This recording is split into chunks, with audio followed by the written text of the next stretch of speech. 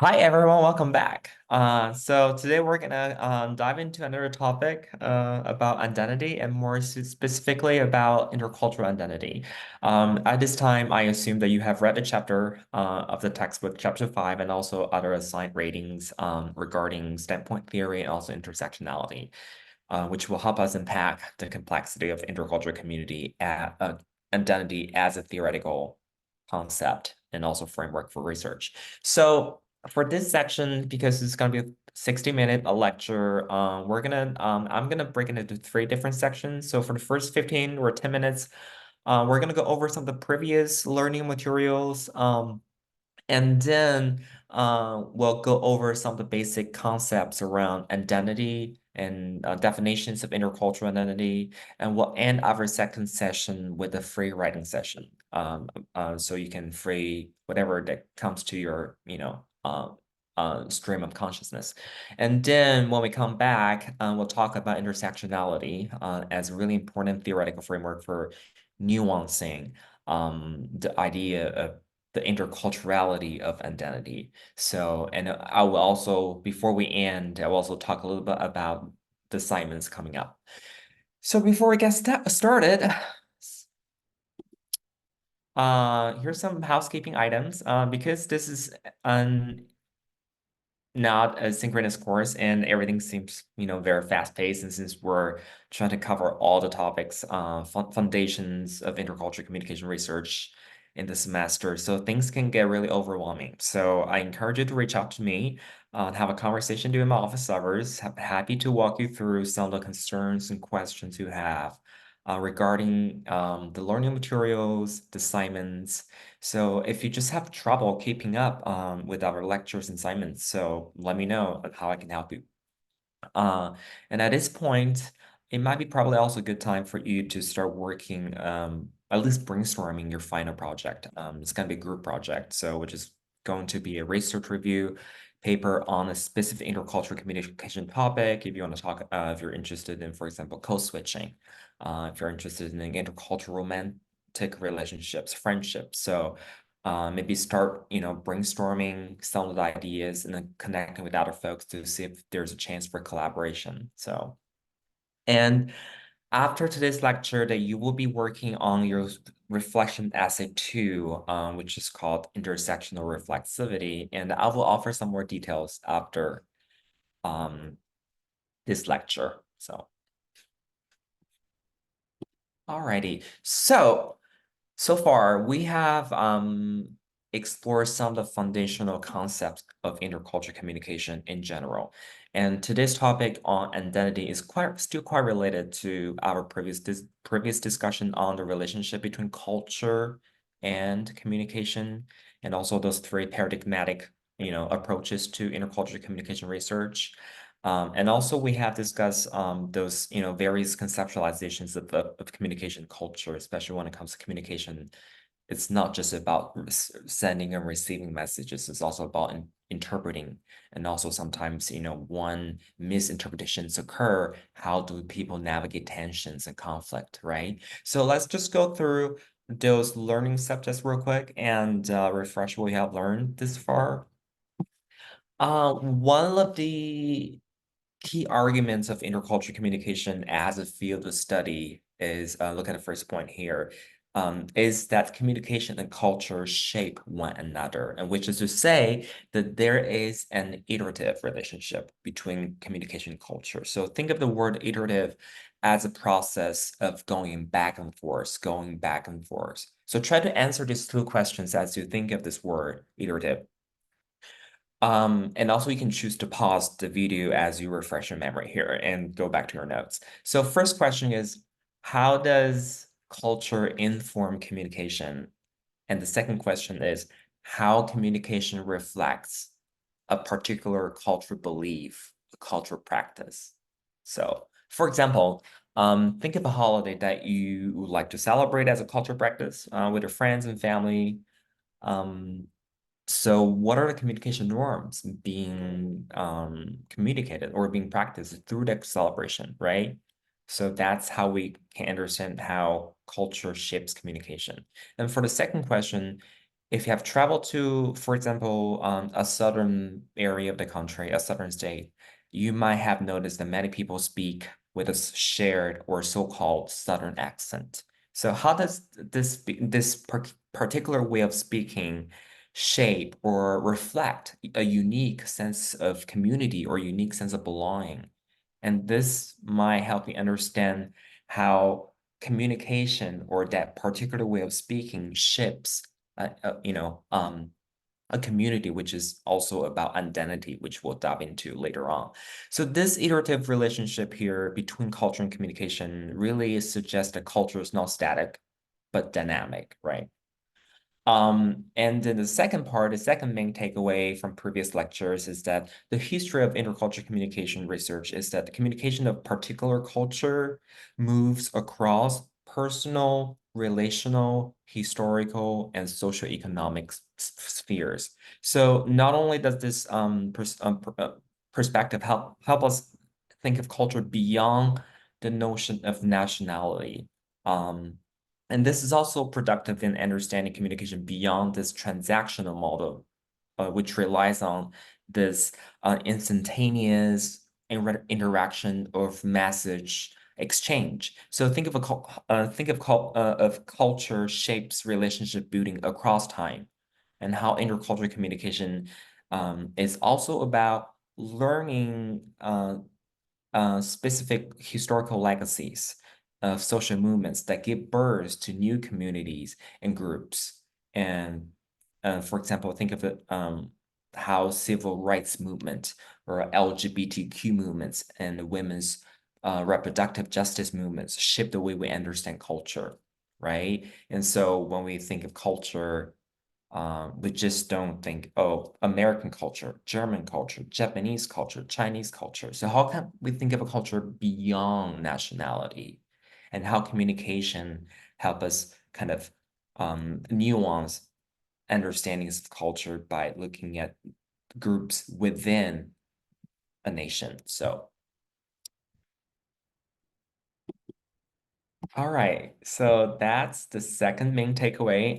For the three paradigmatic approaches, I'm pretty sure it's a little bit hard to understand. It's going to take time for it to digest. So I will invite you to answer the following questions as a form of pop quiz. And this is also a way of, like challenging yourself. So instead of just passively memorizing the materials you've learned, so here's something you can reflect upon. So let's start with the social scientific approach here. So the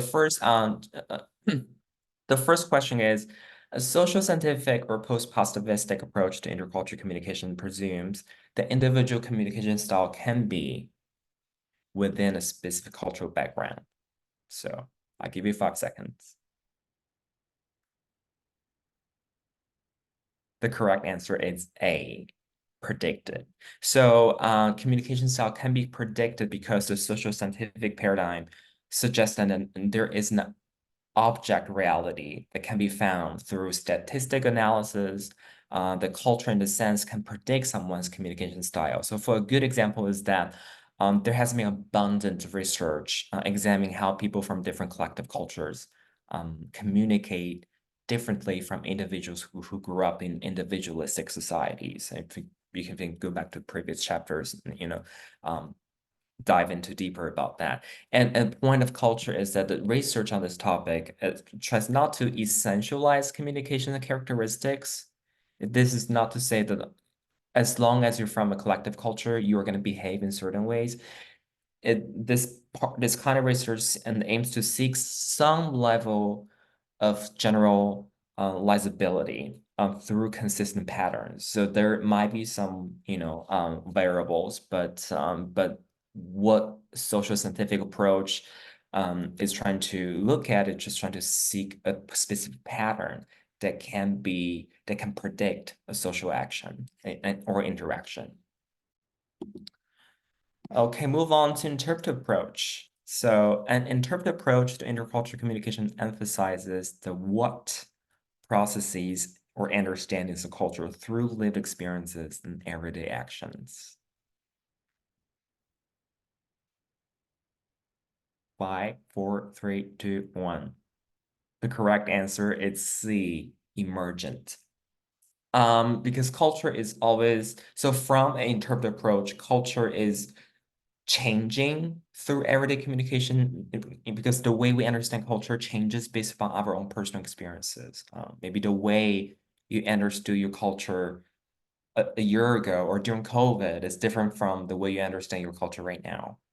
So because maybe at the time you did not get a chance to learn about certain cultural practices during COVID, during isolation, but now you got to see what is going on. So this interpretive lens allows us to understand how culture is not a static entity. For example, again, we might have different understandings of what is called American culture. So, but based upon your own personal experiences. So an interpretive paradigm suggests that knowledge is always inseparable from experience. And so our sense of knowing might change as we embrace new realities. So, for example, what does it mean for those identify as Asian Americans understand this Americanness?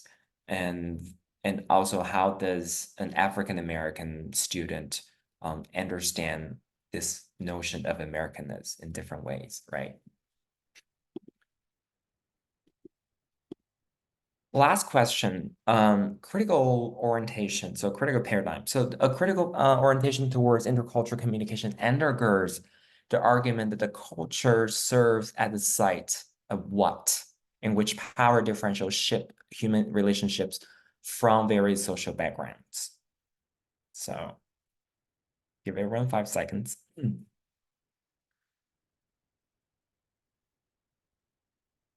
The correct answer is B, struggle.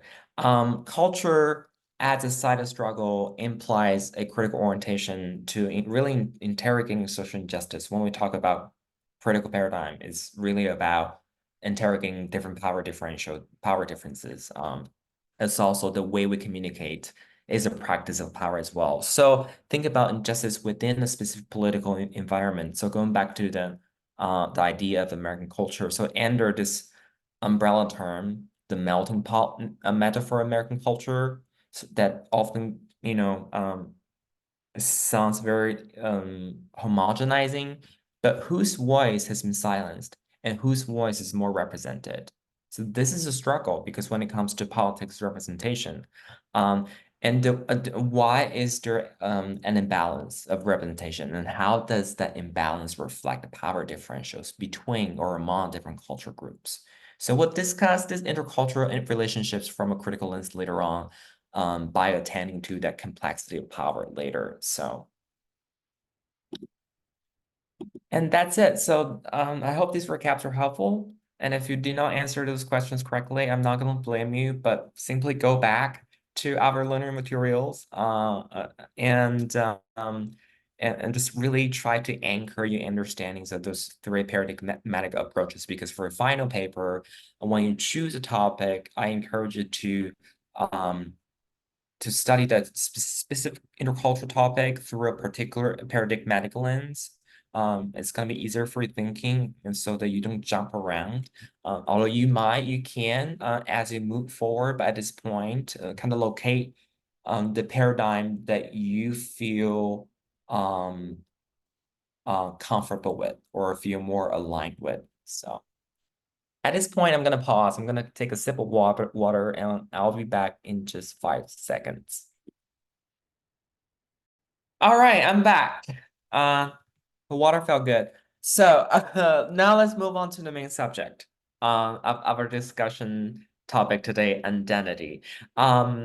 Before we dive into the specifics and also those definitions, here's something I want you to grapple with maybe from now on, and also as you write your second reflexive essay. Think of this statement: the personal is cultural, and also the cultural is personal. And I think this statement might kind of inform your thinking around your own identity negotiation from a multicultural perspective as well. So yeah. Chapter 5 of our textbook offers a really comprehensive overview of how identities are formed through social different locations of difference the race, ethnicity, gender, class, also region as well, and how those identities can be understood dialectically across different paradigms. But let's first attend to some of the basic questions here. What is identity and what does identity mean to you, right? And how does this definition of identity differentiate um, or different from identification?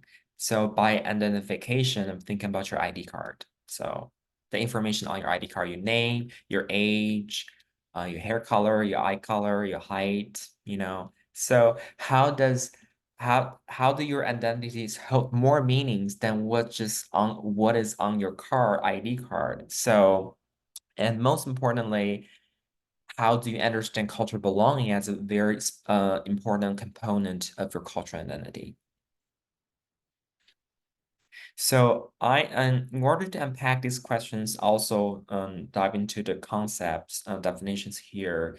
I'm gonna use a very particular example as a part of departure to help us define identity and some important concepts around it. And I'm gonna use this movie Crazy Rich Asians as a text, like rhetorical test. So I assume that a lot of you have watched the movie Crazy Rich Asians, and which is considered the very first Asian American rom-com blockbuster movie in the US. So it really set new history in Hollywood because for the first time, Asian Americans, it's Asian Americans are casted as the main actors and actresses. So which is almost impossible to see in traditional American rom-com across history. So here's a quick summary of the plot of the movie. Um, an Asian couple living in New York City travels to Singapore to attend a wedding. And so not until they arrive at the airport, did the main actress, whose name is Rachel, realize that her boyfriend Nick was from a super rich family in Singapore. So after they arrived in Singapore, the tension builds up. Um, as the actress, Rachel, kind of who grew up in a single parent working class family in the US, she has to negotiate the class and cultural differences with people from her partner Nick's family. Rich, either she has to face rejections from Nick's mother, who does not believe um that she can be a part of a family because she's not from upper class or not from a rich family, or she's not Asian enough because she grew up in America, so she's American. The movie itself received somewhat polarized responses from the public. So those who supported the movie emphasized this really the importance of increasing Asian American representation in the US. But for example, those who identify as Asian Americans feel that they can see themselves on the screen. And on the other hand, those who criticize the movie argue that the movie reinforces the stereotype that all Asians are rich or all Asians are crazy. So really perpetuating this called the model minority myth, in a sense that the representation of Asian American identity is over essentializing and sometimes the model minority the stereotype can be used to kind of create intra-ethnic tensions, competitions. So what's your take on it, right? Representation itself, we'll talk about it later on, can be definitely a struggle because here mainstream media, including news, um, films, TV series, they often assign stereotypes and different, stereotypical roles and assumptions onto certain communities or groups to cater to certain audiences, which can be, another topic too. But both responses do tell something about this negotiation of identity, particularly in an intercultural context. So, for example, the positive support here rekindles a sense of collective belonging in relation to this erasure of Asian American histories, right? Asian American history is not really taught well in the US. So, and also uh, give us a sense of belonging in relation to the historical treatment of Asian Americans as a subculture group. The critique on the other side shines light on the reality that different Asian groups have their own versions of their Asianness. No matter this term Asianness can be problematic as well. So not Asians are rich, not all Asians work in education, medicine, hospitality, or not Asians speak perfect English to pass as what a normative American looks like. So to add another layer, when it comes to representing Asianness, oftentimes we also see Eastern Asians faces, but not Southeast Asian faces, right? Can be another critique, like in differences from within. So these responses might be an entry point to really to understanding the word negotiation when it comes to identity. So how does one here identify with and against mainstream notions of Asianness? So, and for folks in this class, maybe you can start thinking about how you negotiate, how you identify sometimes with and against mainstream notions of American if you do identify as an American, right? There are some positive um, kind of labels about being American, but there are also stereotypes about being American. So how to negotiate those labels? Um, so that's why I want to use the movie as an example to illuminate this idea of cultural identity as a process of negotiation. And I will argue that this word negotiation can be applied to all three different paradigms. We can study intercultural identity negotiation from a post-positivistic or social scientific approach or interpretive approach and also a critical approach. So identity from a broader perspective means who you are, right? Shaped by our past experiences, histories, and interactions with one another. And an intercultural or cultural identity here adds another layer by connecting who we are to a cultural community and in ways that a cultural identity manifests a sense of belonging through difference. So, and for those who again, back to the movie, for those who feel that they see themselves on the movie implies a sense of belonging through their either racial or ethnic similarities. So this resonation can be viewed as a form of avowal. So if you can pay attention to the second definition here, avowal refers to the process by which an individual portrays himself or herself. In other words, who you think you are, which is to say, this is how I see myself, and the recognition of my identity brings a sense of belonging.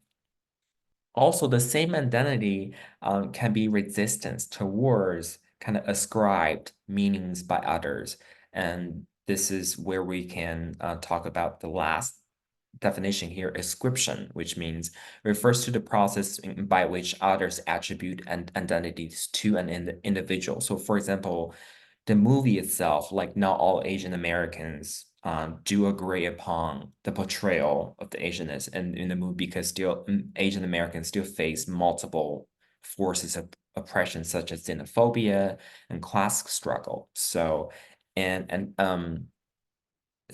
cultural identity here really interacts with the sense of negotiation or antagonism in a specific sense. So it's always so when it comes to negotiation, how does one kind of negotiate disavowed identities and also ascribe identities at the same time?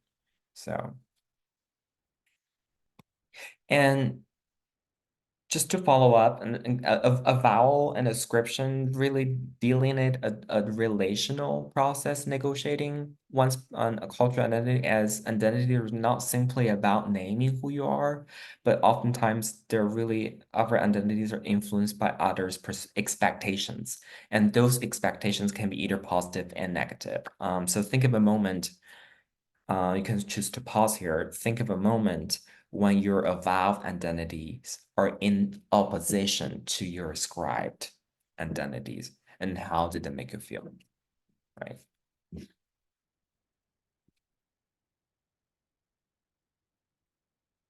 And another aspect I want to, tease out, but it's not really talked about in this chapter, is that when who you are does not really meet expectations of what other things you are, the clash of a vowel and description of identities can create tensions, or we call identity crisis. So the chapter does not fully unpack this idea, but I want to invite you to reflect upon a moment also of identity crisis as a result of the negotiation of a vowel and described identities. And we'll dive into this idea when we talk about conflict. So,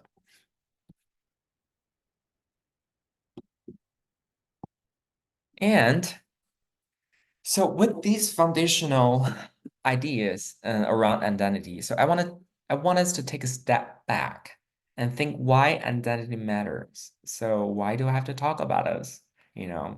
Especially, when we think about the history of identity theorizing, in a lot of cultures, there's no such thing as identity. So, from a critical lens, it's actually a product of westernized epistemology or westernized education, knowledge production. But let's think about why it matters. Why should we think about identity?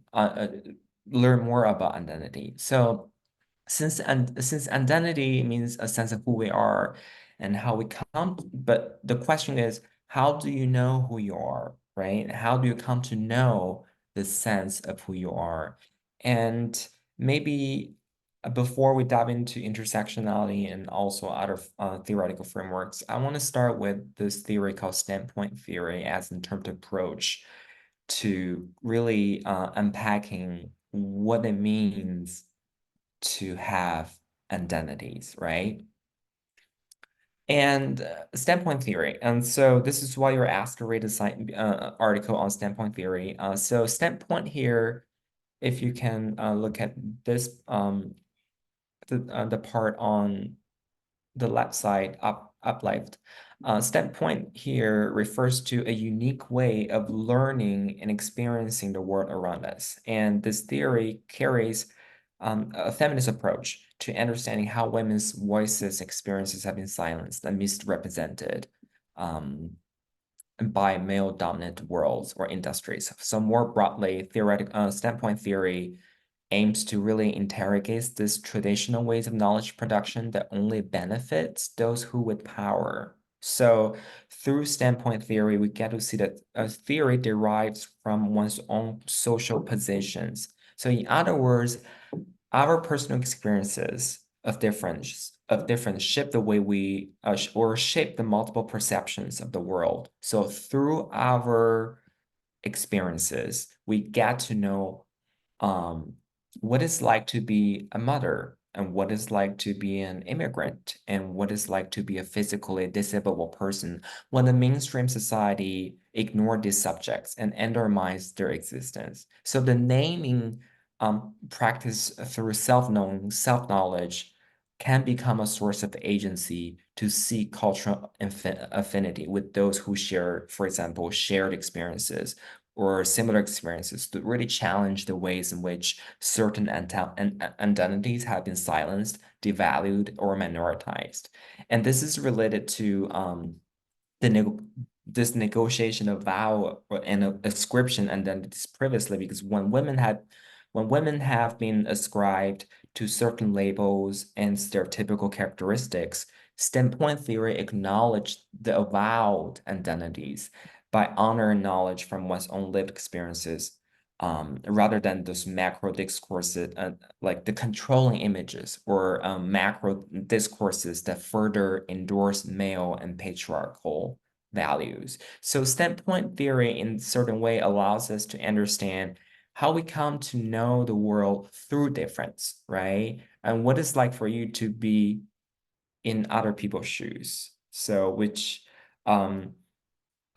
come to understand the world through differences, which enables us to shape a sense of self by understand the salience of the knowledge. So this is related to our chapter's detailed description of each location of difference that become a source of identity development, such as gender, sexuality, class, ethnicity, religion as well. So as you look through the complexity of each social category, I'm not going to go through like every category here since you can have like really peruse them in the textbook. As you look through the complexity of each social category, a few categories might have drawn more attention because it's something you have never thought about before, or it's an identity that has been very salient to your everyday life, but you did not really get a chance to grapple with the significance of the identity. For example, class, maybe before you took this class, you never realized that what it means for you to pursue education, um, coming from a working class family, right? So also, if you're a first generation college student, although this identity has been salient to you, has or shaped the way you understand the world, but you never got a chance to make sense of it. So I hope that this chapter or standpoint theory helps you understand, like how these categories and how these personal experiences have been salient in the process, in the way you make sense of your own identity. So in the next 10 minutes, I'm gonna open up the space for you because I've been chatting for about half an hour now. I want to open up the space for you to reflect upon this notion of saliency, and how such saliency helps your cultural identity negotiation. So I have four prompt questions on the slide here, and you can choose. You don't have to try to answer all of them. You can just pick one or two. So rate these four prompt questions first, and then spend the next 10 minutes just write whatever you want that comes out of your mind. And try to respond, to the idea of identity negotiation, or how that a specific social category has been salient or has played a very significant role in your life. So I'm gonna go over those four questions here. Drawing from chapter 5, what social forces or social locations of difference has or have been an important aspect of your life, and how are they salient to your identity development or negotiation? And second, how does it or how do they shape the way you understand the world and communicate with others? So how does the identity, or how do those identities shape the way you talk to your friends, family, colleagues, or strangers? And also, if if it applies, how do you negotiate the vowel or ascription of those identities? Like positive, negative labels assigned to the identity. And last, how does identity drive you to seek a sense of belonging through various communicative spaces? For example, you might sometimes you find a sense of cultural belonging through engaging in a social activity. So, or it can be a conversation as well. So maybe you got to learn about a specific concept with a person who shares similar ideas with you. So that can be a dialogue as well. Or a celebration, still think about in those, practices and mores that you celebrate your practice with your family and friends.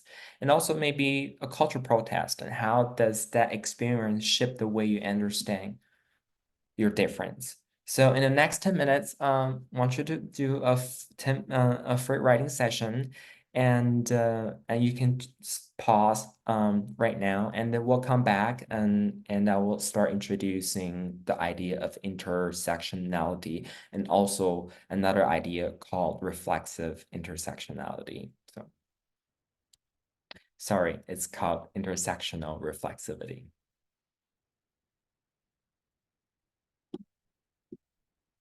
Alright, so I hope the free writing practice give you a chance, and everyone a chance to reflect upon some of the identities that really matter to you, and give you a chance to grapple with this relationship between your everyday life and that formation of the specific unique identity.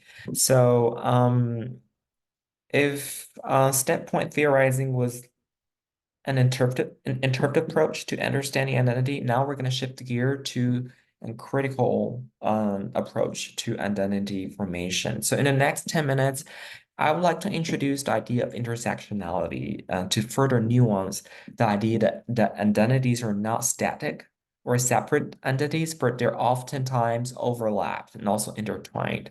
So here's TikTok link, and we're gonna watch a portion of the link later on about by one of the Black feminist scholars who coined the term intersectionality. Her name is Kimberly Crenshaw. So intersectionality was introduced as a way to understand how African American women experience racism and sexism simultaneously. So intersectionality, which our textbook does not further elaborate in this chapter, really emphasizes that many marginalized groups do not simply navigate one aspect, one form of oppression. So from the standpoint of African American women, the experience of racism and sexism are often treated as single issues, so which results in the failure to really understand the saturated nature of violence. Like not only do African American women experience racism from a broader society, but oftentimes they experience patriarchy and patriarchy or sexist attitude within the community. So an intersectional lens might allow us to see that either the identity of being a woman or the identity of being African American can fully capture what it means to negotiate this interlocking system of power at the same time.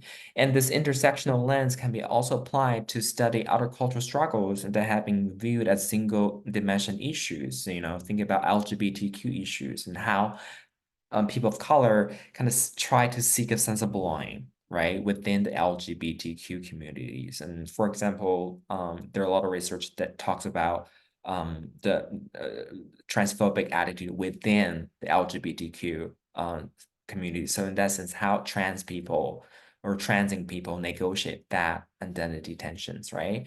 And also how immigrant women navigate xenophobia and also sexism in the workplace. So there's some research about how international faculty members, especially faculty of women, how they navigate, silencing, and also that is derived from, racism, and also how they experience the traditional ways of meritocracy and how they have to navigate those politics within academics. So this intersectional lens can be viewed as a critical approach to understanding the relationship between identity and power in a sense. So indeed, some identities are historically and structurally infused with negative meanings.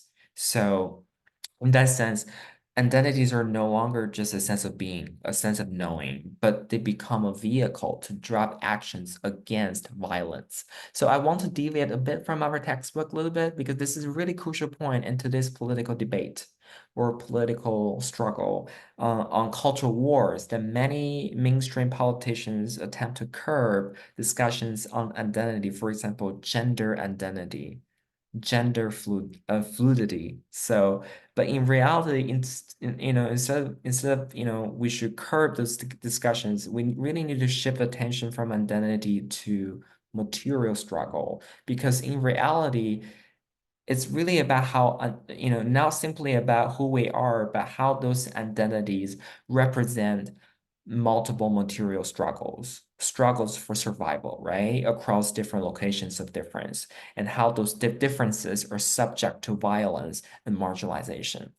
So in the next 5 minutes, I'm gonna share a portion of the TikTok, TED Talk, not TikTok. I'm sorry, and I invite you to grapple with this cultural, like the cultural issues. Understand that cultural issues that cannot be resolved through a one-dimensional way. And as you watch the video, I ask you to reflect upon these three questions. So just watch with those questions. You don't have to answer. So first question is, how does intersectionality serve as an analytical tool in understanding that overlapping identities are related to interlocking systems of oppression? Second, drawing from intersectional lens, how can one's identities be both personally unique and culturally relevant.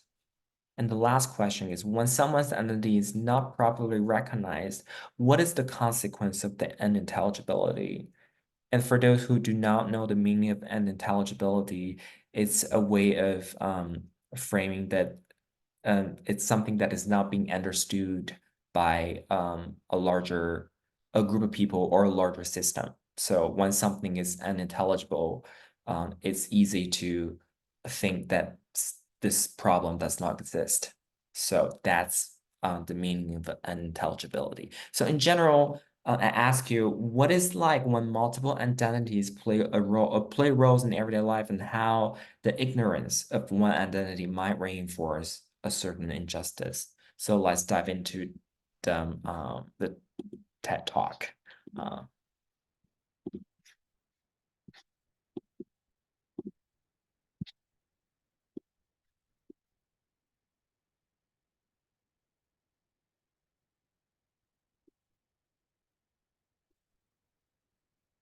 Was my chance encounter with a woman named Emma de Graffenried.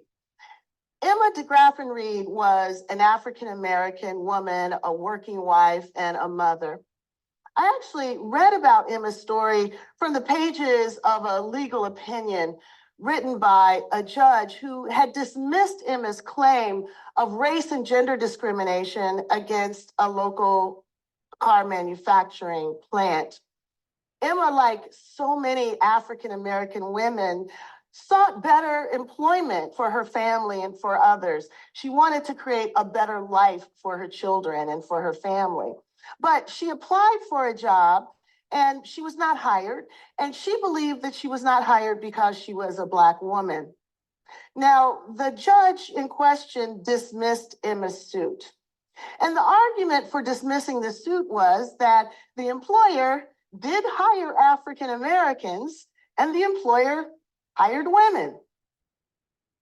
The real problem, though, that the judge was not willing to acknowledge was what Emma was actually trying to say, that the African Americans that were hired, usually for industrial jobs, maintenance jobs, were all men. And the women that were hired, usually for secretarial or front office work, were all white. Only if the court was able to see how these policies came together would he be able to see the double discrimination that Emma de Graffenried was facing. But the court refused to allow Emma to put two causes of action together to tell her story, because he believed that by allowing her to do that, she would be able to have preferential treatment. She'd have an advantage by being able to have two swings at the bat when African American men and white women only had one swing at the bat.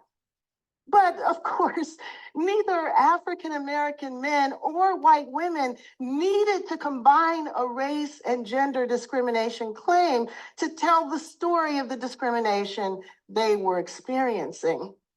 Why wasn't the real unfairness law's refusal to protect African American women simply because their experiences weren't exactly the same as white women and African American men? Rather than broadening the frame to include African American women, the court simply tossed their case completely out of court. Now, as a student of anti-discrimination law, as a feminist, as an anti-racist, I was struck by this case. It felt to me like injustice squared.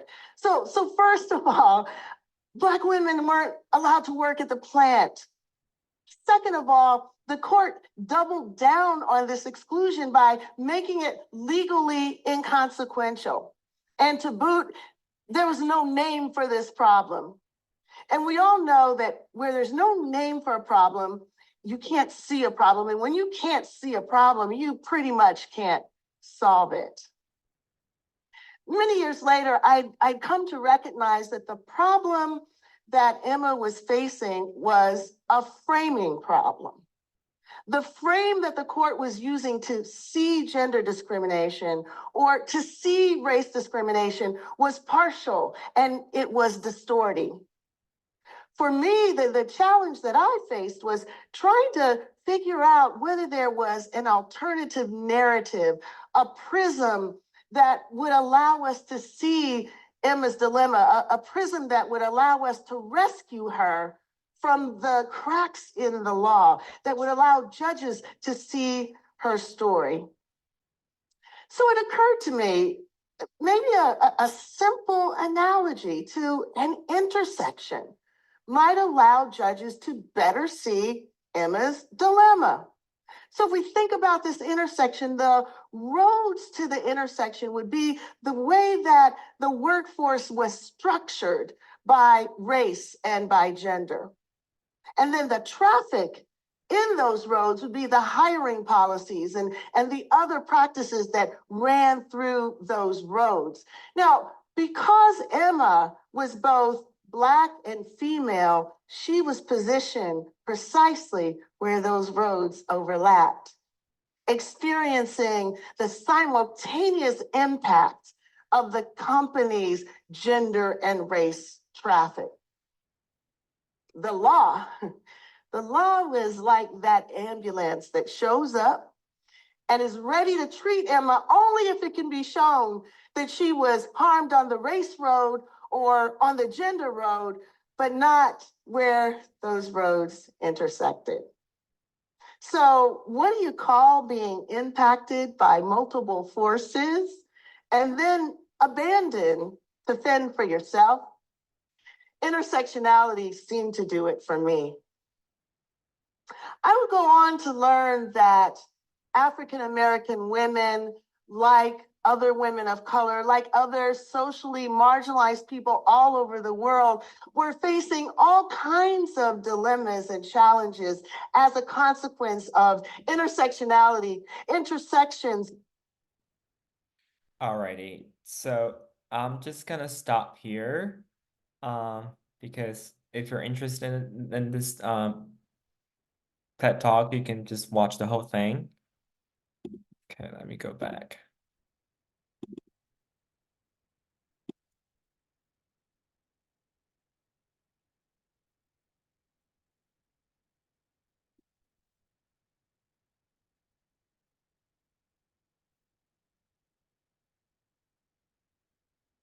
And it's really interesting for me watching this video.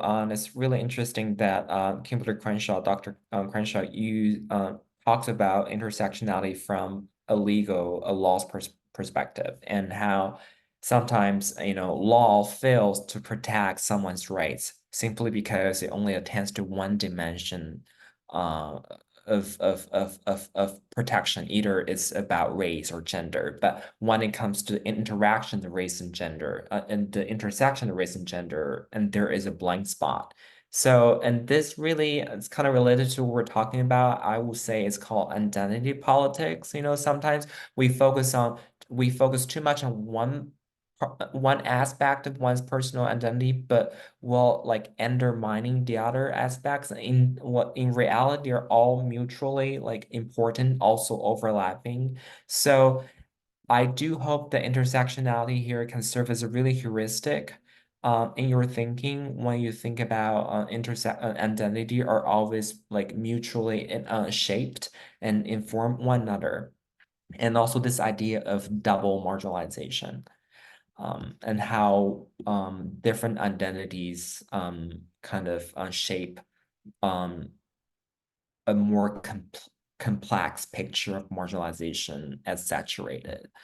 So the last concept I would like to introduce here is quite related to intersectionality. It's a term coined by the communication scholar Richard Jones called intersectional reflexivity. And as a scholar for Richard Jones, he identifies a white and gay person. So the term intersectional reflexivity calls for rethinking on the complex relationship between one's privilege and marginalization. So sometimes, just because you are marginalized in one way doesn't mean that you cannot be privileged in another way. So this idea extends intersectionality on Kimbler Crenshaw's articulation on intersectionality by understanding how one negotiate marginalized and privileged identities at the same time. For example, the author argues that although his sexual orientation might be considered a minority identity, but his racial privilege as a white person might allow him to pass through certain spaces. So, and this is a really crucial point because we can unlearn or relearn our social positions by reflexively understanding how our identities are shaped by experiences of marginalization and privilege at the same time. So here's a question for you to churn through. Can one only belong to a single dominant minority group? Or how can we trouble these homogeneous assumptions of belonging by attending to the complexity of identity and negotiation through a vowel or ascription, right? Going back to our previous definitions here.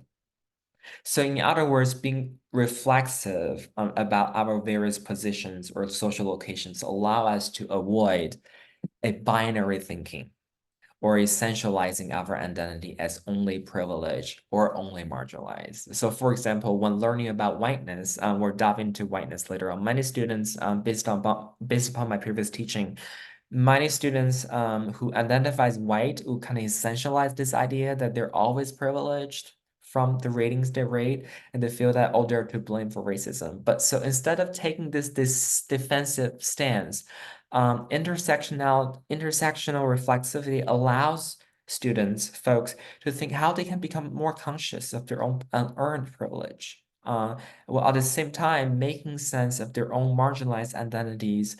For example, when it comes to class struggle, many students who identify as white are also first generation students or come from working class families. How does the intersection of racial privilege and class vulnerability shape the students' unique cultural identities that are not often represented or not simply talked about, right? And another example is that many who experience racism carry a certain level of gender privilege. And so for me, instead of only focusing on my own experience of racism as an Asian person, I'm often aware of my male privilege that might essentialize racism as a single cultural issue, right? And when it comes to, within the Asian American communities, the voices of when the voice of Asian American women are always kind of undermined in comparison to um, Asian men's voices. So reflexivity means here that I need to constantly unlearn about my own privilege so I can embrace kind of just holistic politics of difference when fighting racism with those who are different from me. And so what is truly beneficial, or what is the benefit of embracing this intersectional reflexivity thinking? And Jones argued that he argues that understanding our differential positions in this way can build collisional possibilities. So collision, think about how can we come together not just because we're similar, but because we're different. How can we come together and work towards a mutual cause while still valuing differences and moreover viewing differences not as a threat, but as a condition for interdependent? So for example, when it comes to collision, how can we come together and fight for each other's struggles and based upon a particular identity? So this idea of togetherness is not based upon one single identity, for example, but is built through a collisional effort in which differences within the broader identity are also recognized and valued. So by teasing out intersectionality and intersectional reflexivity as two really relevant frameworks for the topics of identity, I'm going to ask you to take some time to reflect upon your own intersectional identities. Either it's about drawing from the Black feminist thought on intersectionality or Richard Jones' idea of intersectional reflexivity, I want you to write another reflexive essay to unpack really this messiness, this complexity of those identity negotiations in relation to those cultural factors that shape your worldviews and standpoints. So in 400 or 500 words, reflect upon a moment, if it's not a moment, an encounter where you had to negotiate your own intersectional identities. So you can draw from either intersectionality or intersectional reflexivity from this lecture to elaborate how your various social positions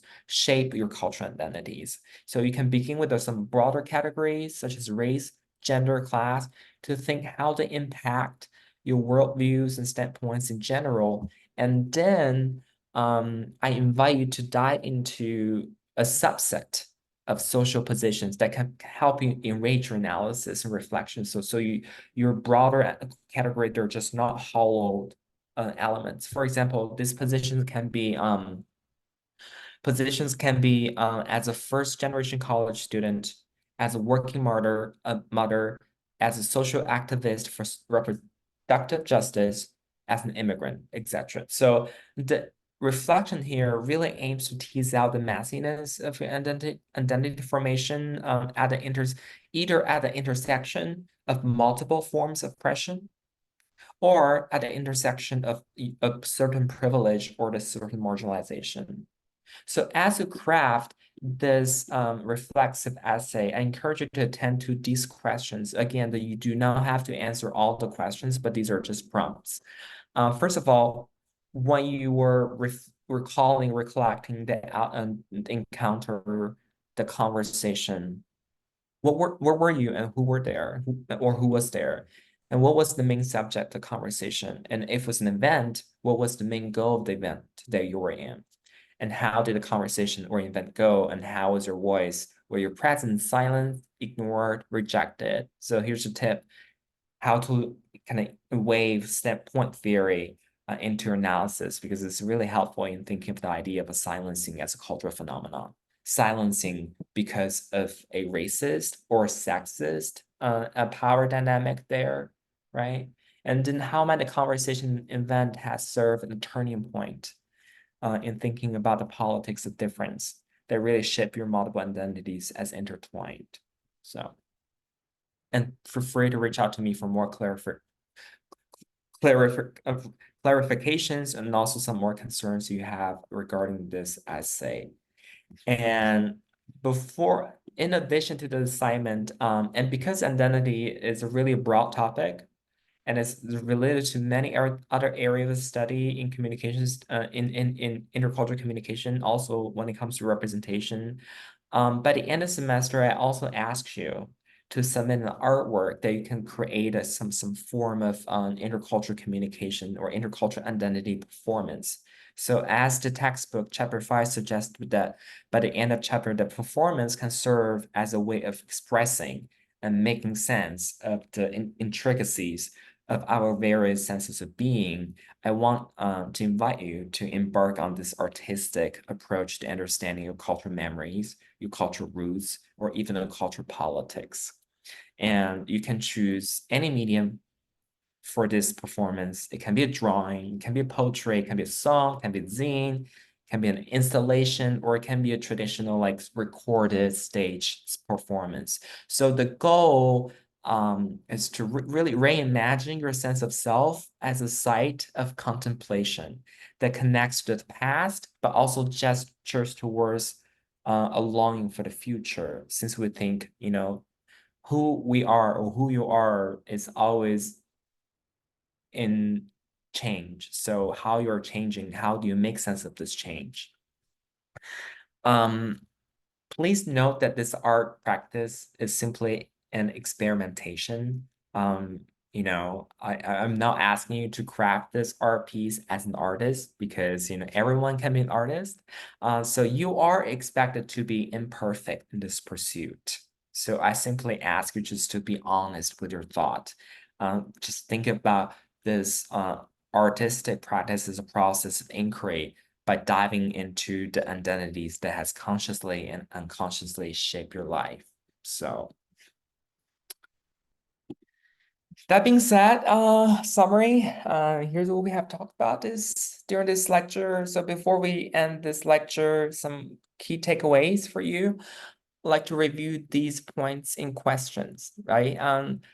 Instead of just going over those like one more time. First of all, our textbook offers a broad definition of identity. So what's your take on the idea of identity as a site of negotiation? So how do you unpack the idea of cultural identity as a process or as a result or of negotiating differences? And with regards to intercultural identity, how is identity negotiated through differences? Second, when we make sense of our identities, how are we influenced by avowal and descriptions? How do we make sense of who we are by waiving who we think we are and how other things we are? Third, how does standpoint theory offer a rationale for understanding the relationship between identity and culture? And how does intersectionality expand the idea that identities are not separate entities? And last, how can we reflexively use our differences to build critical allyships or coalitions, if possible, that traverse kind of the limit of identity? So I think that's for all today, and I look forward to reading your reflexive essay next week, and we'll turn our attention to intercultural relationships next week. And also, please make sure to read a textbook chapter on intercultural relationship and friendships and romantic relationships. So that's all for today, and see you next week. Bye.